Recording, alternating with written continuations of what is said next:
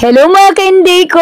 Ayan, another day, another entry na naman tayo for today's video. Dahil nga may pasok ang inyong Inday Maria, kaya ayan, may palambing-lambing muna kami ng aking bunso dahil palagi niya talagang sinasabi sa akin na magstay lang daw ako dito sa bahay. Syempre bilang isang ina, ay nakakalungkot din naman talagang pakinggan yun. Pero syempre para din naman sa kanila yung ginagawa ko kung bakit ako pumasok at nagtrabaho at iniwan na lang sila sa ibang tao. Ay talaga naman, may pagala!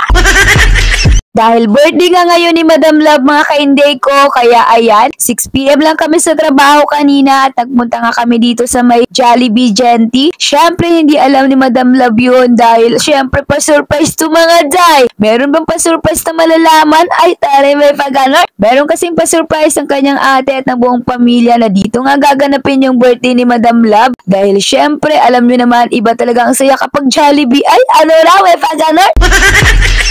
At pagdating nga namin doon sa may Genti mga ka-Inday ko, kailangan nasa loob lang kami kasi bawal nga daw kaming makita sa labas. Syempre malalaman ni Madam Love na nagkalat ang mga admin dito sa may Genti Jollibee. Wag ganon! Baka mamaya maudot pa yung pa-surprise kaya eto nandito nga lang kami sa loob ng Jollibee dahil bawal nga daw kaming pakalat-kalat doon at may pa-entry pa nga kami dito ni Kimi. Ay talaga naman. Syempre hindi mawawala ang pag-video natin dito sa loob mga ka-Inday ko dahil gusto ko talagang makita kung gaano talaga kahilig sa pink ang aming Madam Love. Kitang-kita nyo naman talaga pati yung mga lobo ay talagang hindi may pagkakaila. At habang hinihintay nga namin siya dito, may pa-video muna kami ni Bebe Aika. Alam nyo na, kailangan meron din tayong entry.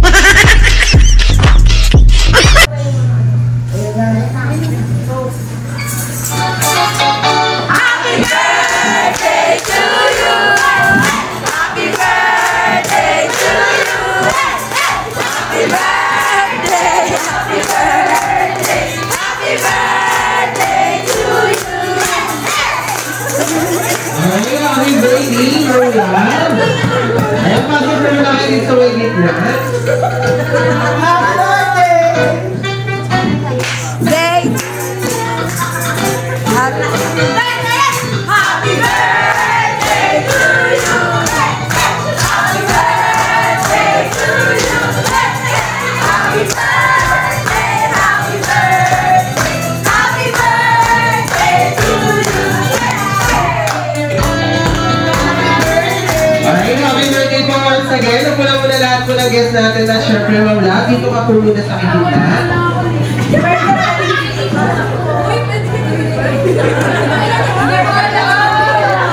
Alright, Ma'am Love. Dito ka muna sa may gitna. Bebe! At sa mga guests po natin, napula muna kayong lahat.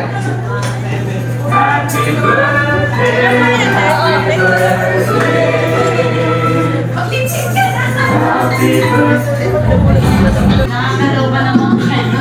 Naglalaro pa ako sa Tom's World. Dito pala may ano pala. Ayan, thank you guys. Hindi ko talaga alam na na may ganitong eksena. Sino nagpakulo nito? Ate. Tapos sisingilin ako after. Ayan, thank you so much sa inyo. Hindi ko akalain na makakarating kayo. Kasi di ba sa trabaho tayo? Tapos yun nga, dami tayong gagawin, di ba? Yeah, masaya tayo ngayong gabi. Then tomorrow na lang tayo ulit bumawi. Thank you guys. At nasingit niyo yung araw niyo para sa akin. Ay, ayan, thank you. Enjoy tayo. Ano ba to? Kitty party ba to? Ano, sige, go! Thank you po! Jolly Get Set! Palakpakan muna tayo guys. Palakpakan. Okay, once again. In Jolly Get Set, go! Let's go!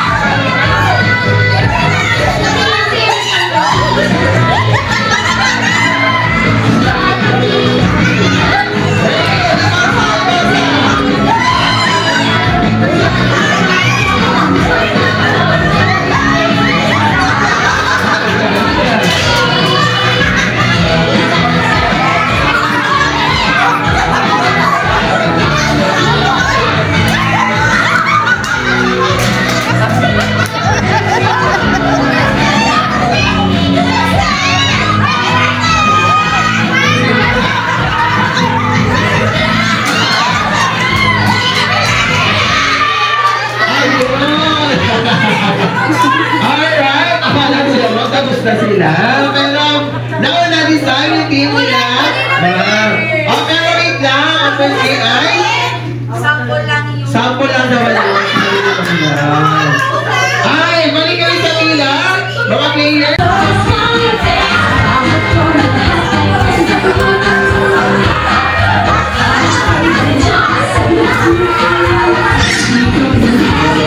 At shoutout nga pala sa mga katrabaho ko na game din talagang magpa-video. At syempre nandito na tayo mga Kenday ko sa exciting part kung saan kakain na kami. Yan talaga yung pinaka-favorite na part namin mga Kenday ko. Ang kumain.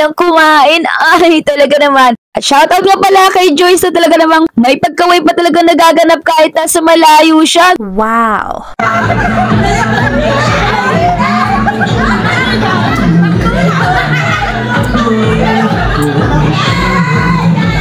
Say hi to Jollibee.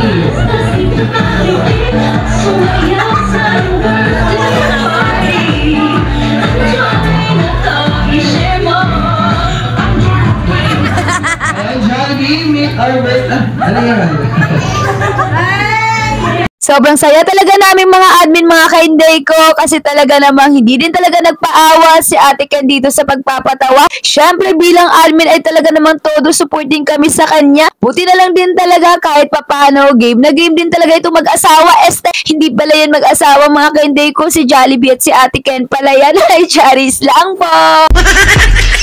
Hindi nga namin mapigilan ang kakatawa dyan mga Kenday ko kasi pati ba naman yung pagtulak doon sa pinaglagyan ng pagkain ay talaga namang ginaya pa rin talaga ni Ate Ken. Sobrang game na game din talaga siya makipagsayaw sa asawa niya. Ay talaga naman.